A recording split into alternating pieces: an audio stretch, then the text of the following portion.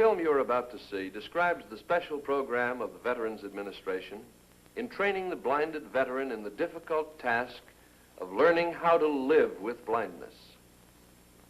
You'll see that this program is neither sentimental nor maudlin. Actually, it's hard and austere, although performed with loving kindness by all of those trained workers in this field, many of whom are blind themselves. The experiences and techniques developed and utilized by the U.S. Army so ably during the last war have been employed and extended by the Veterans Administration in subsequent years with extraordinary success. The graduate of this program returns to life better equipped to handle his troubles with alert and eager confidence. So skilled do many of them become, in fact, that after a few moments spent with them, you forget they're blind, which is what they want. Most of us live in a familiar, a comfortable world. A world of sunshine and shadows, green grass, blue sky. A world we take for granted. This is Washington, Mr. McCabe. You're home now. May I help you? Oh, no, thank you. I can make that. There are those who find themselves suddenly thrown into a world of darkness, dependent on family and friends for continued existence. To regain personal independence, use of the long cane is one answer for those with courage and determination. For example, Charles McCabe, a veteran of World War II. But let's let him tell you. It dates back to the Normandy invasion in 1944. The landmine explosion left me with only... But fortunately, I had enough sight to go back to my former employment. Then about 7 years later, my sight began to fail. Gradually at first, but finally completely. Although this practically confined me to my home, it was okay at first. My family was glad to do things for me. They were more than willing to help. Here, Charles. I'll do it for you. Sit still, Charlie. What station do you want? Wait, Charlie. Don't come down those stairs alone. You might get hurt.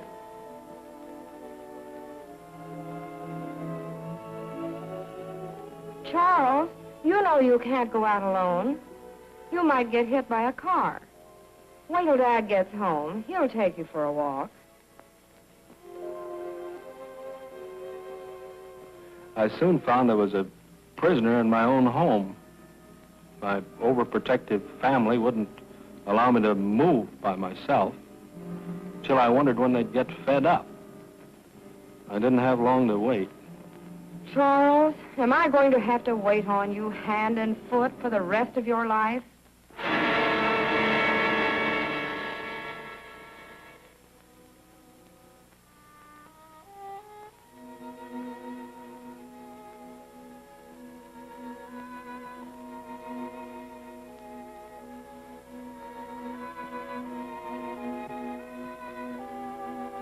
Life had reached the point where I could no longer ignore my helplessness.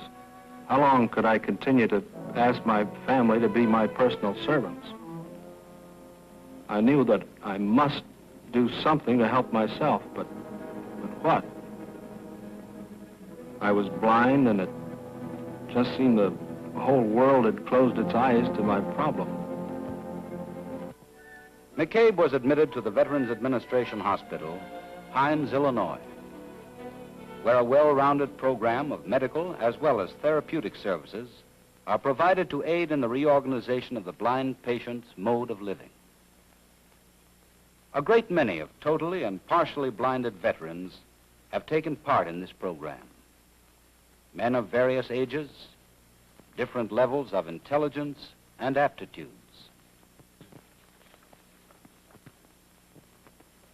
Mastering the techniques of foot travel is a long and difficult struggle. A struggle in which the entire being of the individual is involved. Mind, body, and will. The chief of the blind rehabilitation section, Russ Williams, is himself a blind veteran.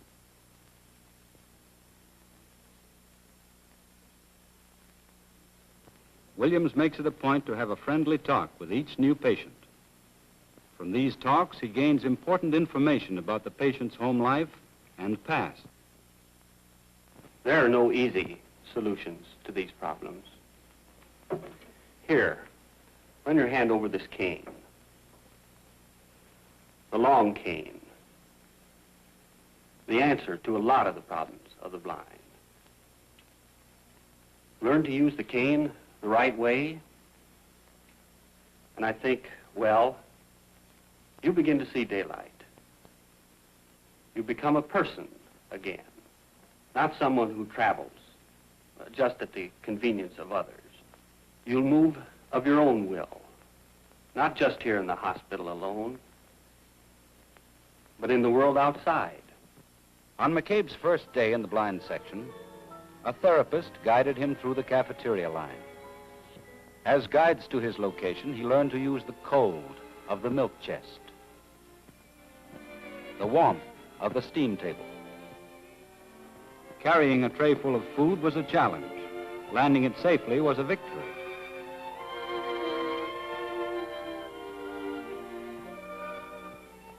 Two days were devoted to elementary techniques. Then, Smigelski, an orientation therapist, introduced McCabe to the long cane. Smigelski indicated the proper arc of the cane, approximately the width of McCabe's shoulders, thus providing protection for both sides of his body.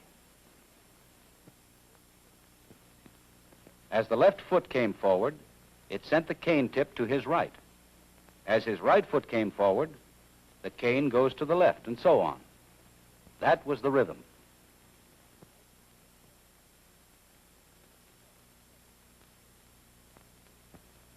McCabe began to put into practice the fundamentals of the touch technique, and his performance bore all the marks of a beginner. Now began the long hours of hard work to improve his cane technique. Dr. Peters wanted in surgery. McCabe learned that the blind must develop a sense of hearing, touch, and smell to such a degree that sounds, contacts, and odors become clues. Clues that exist in the sighted person's awareness of space. Clues that must be brought into sharp focus by the blind in mastering foot travel. In the blind section, other therapeutic activities were prescribed. Activities which would later prove helpful to the patient in his bid for his independence.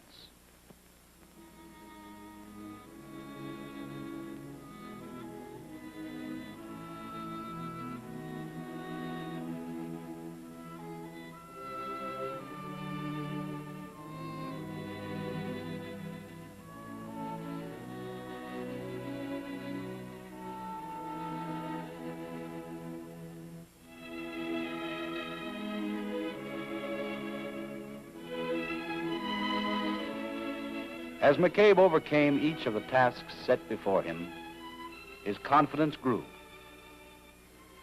He felt the tide of the struggle slowly changing in his favor.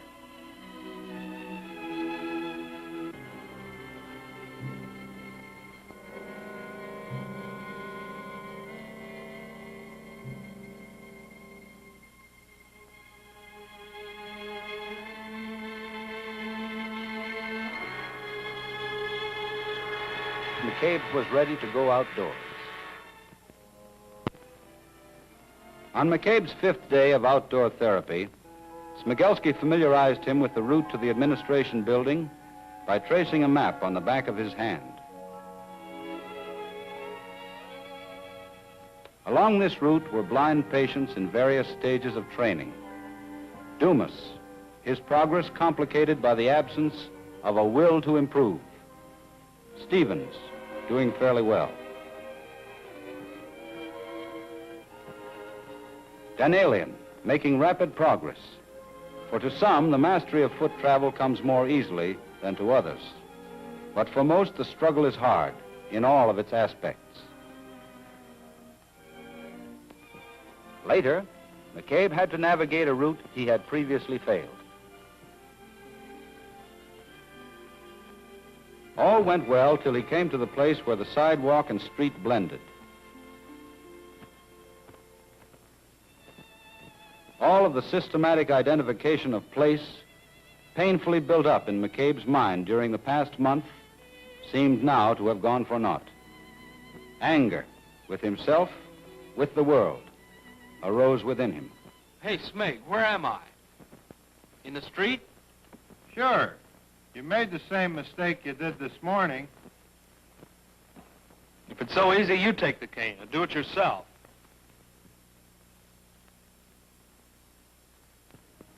The next morning, with a different orienter, McCabe attempted the course for the third time. He remembered the sidewalk blending into the street.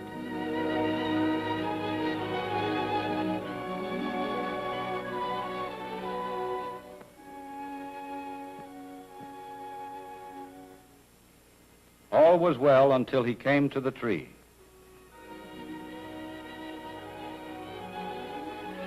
What was it Russ Williams had said? Learn to use the cane the right way, and I think you'll begin to see daylight.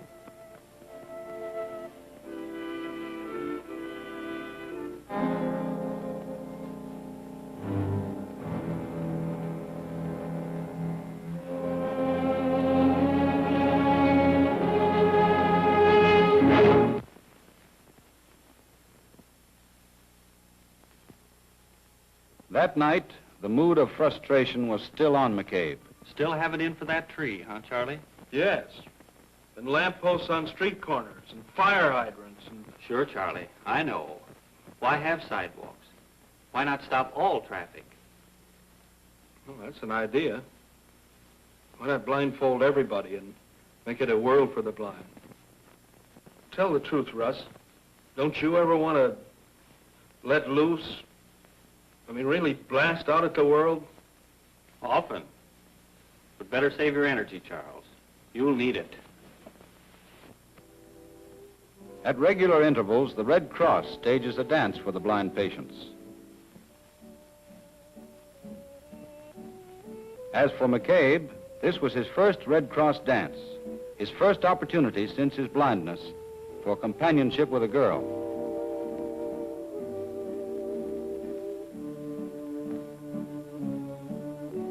As they danced, McCabe became aware of a feeling of revelation that the handicap of blindness is not an automatic bar against normal social relationships. McCabe reached the second level of his reorganization process. And so, struggling on, step by step, McCabe completed his 4th week in the blind section. His geographic world now included the hospital grounds as well as the interior of the hospital. He was ready to emerge from this friendly, protected area into the complex world of the sighted. McCabe spent the next 3 weeks in a residential area.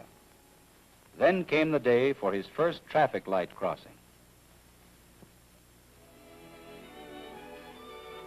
Listening, he picked up the sounds of the 2 streams of traffic, one in the parallel street,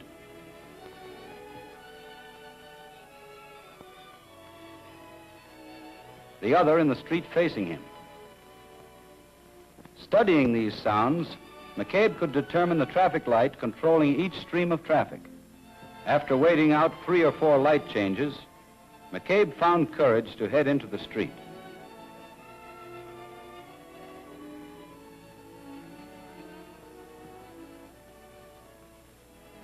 Picking up the opposite curb, he continued on, ever alert for unexpected problems.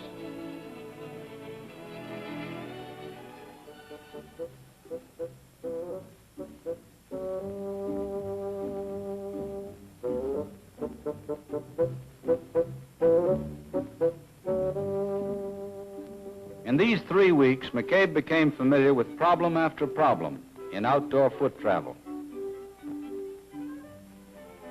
More and more streets took their place in his expanding world as he progressed through lesson after lesson. In the business district, McCabe's lessons continued. By now, his world was becoming one of all and physical aids to navigation. Traffic sounds, guide and shorelines, direction takers, landmarks,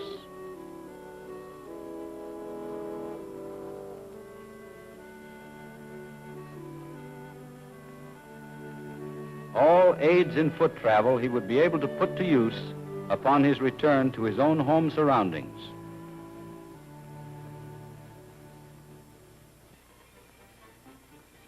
But meanwhile, in McCabe's mind, his fear of the future was taking shape. Was the armor the blind section had forged around McCabe strong enough to protect him on his return home?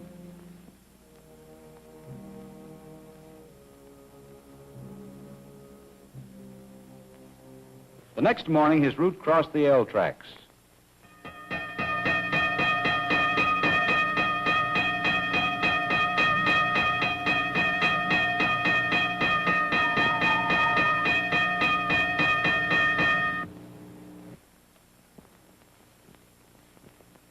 As was his custom, McCabe set his cane tip on the guardrail to indicate when the gate would ascend.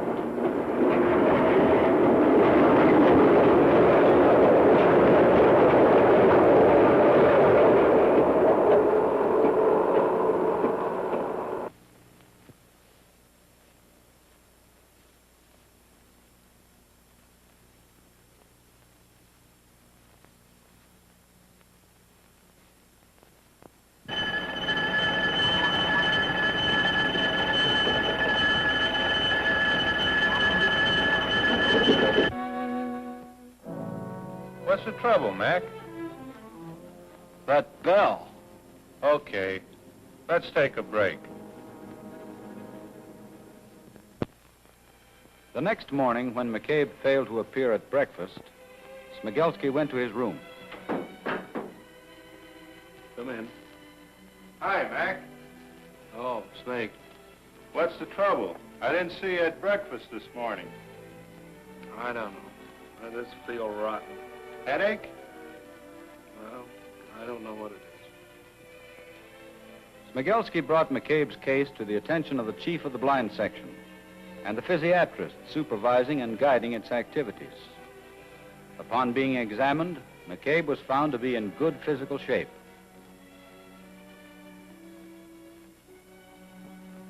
McCabe still refused to continue his therapy.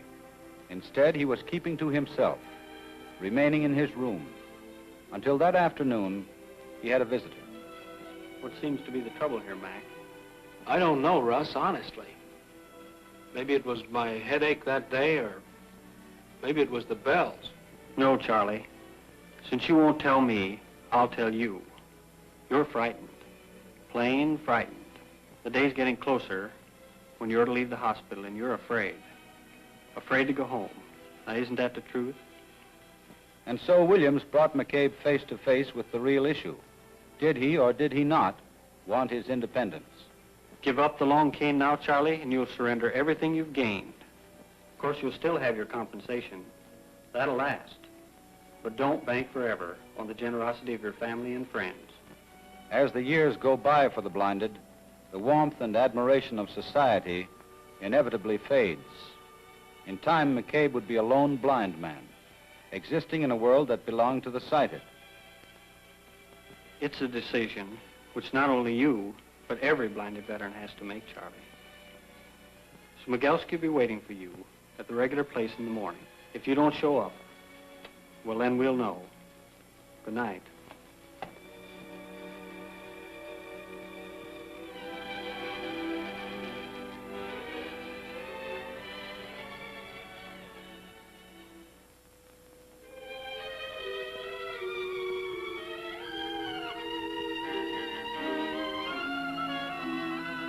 Sure.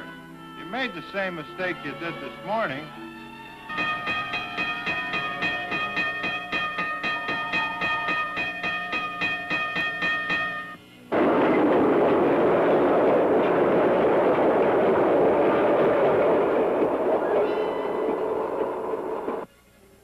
Charles?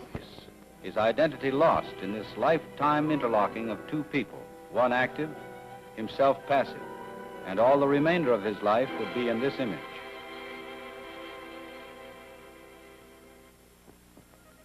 In the morning, the station wagon was ready to leave for town.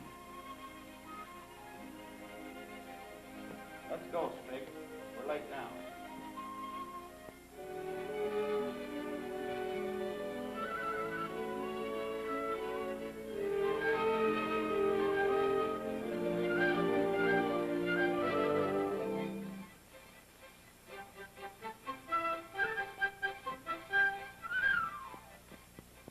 McCabe's objective that day was a clothing store in the midst of the business district. From his starting point, he took a guideline to the curb. Then his direction.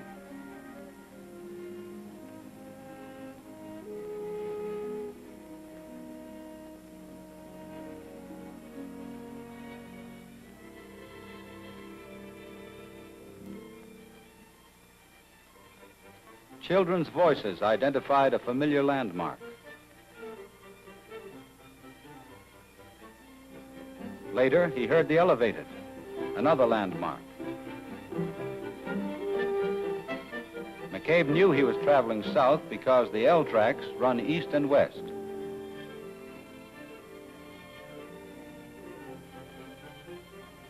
Turning so that the sun was on his face in early afternoon, he knew he was now traveling west.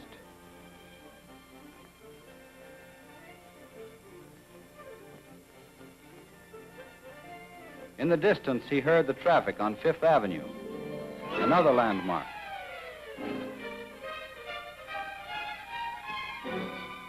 From a store came the smell of baked goods, still another landmark.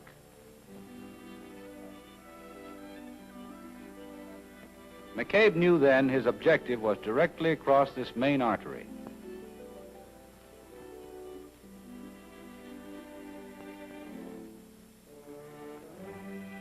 After reaching the corner and by counting store entrances, McCabe finally reached his objective, a mile from his starting point.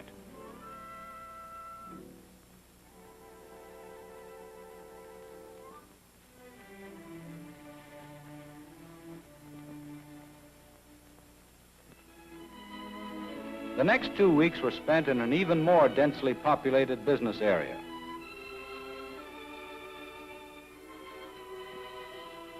Amid swarms of shoppers, McCabe had learned to shorten his cane to avoid tripping up passers-by.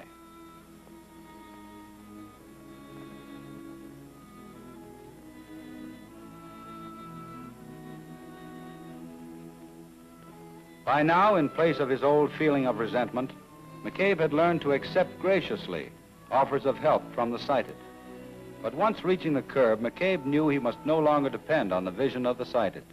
Instead, he must navigate on his own again. He had also learned how to navigate through revolving doors.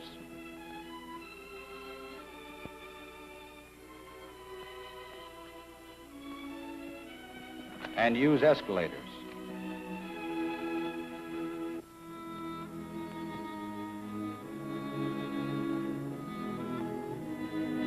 McCabe's world continued to enlarge. He was now able to make purchases on his own. Take extended bus trips. Finally, returning to the hospital.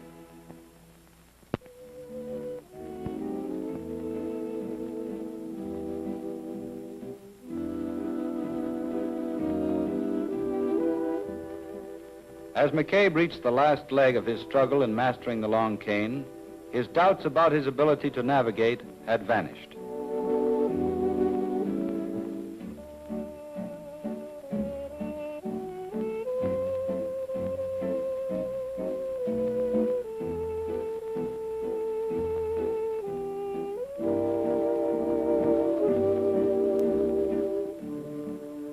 This was a new McCabe, strong in his belief in himself, a belief strong enough to let him face the last test for the blind traveler, navigating in downtown Chicago.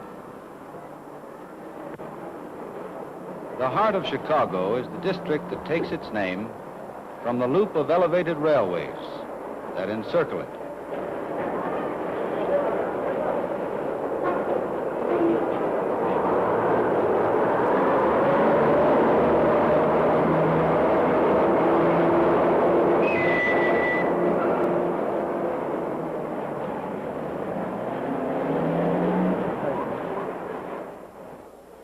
Because of the confusion of sounds, McCabe was unable to distinguish the two traffic streams.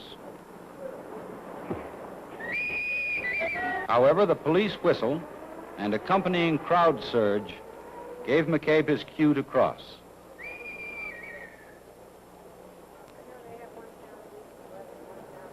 Each day during the next week, McCabe returned to the loop, gaining experience in navigating in the midst of crowds and rush hour traffic. And so Charles McCabe came to the end of his 18-week orientation course. On his last afternoon, McCabe stopped by the office of the chief of the blind section. I think you'll find it easier at home now, Charlie. The social service worker has been in contact with your family all along. They know now what you can do. Oh, one more thing, Charlie. When you get home, you may find people who discourage the use of the long cane. Or you yourself may become lax. You'll have to watch that. Oh, no. Not after what I've been through here, Russ. This cane and I are going to be together for a long time.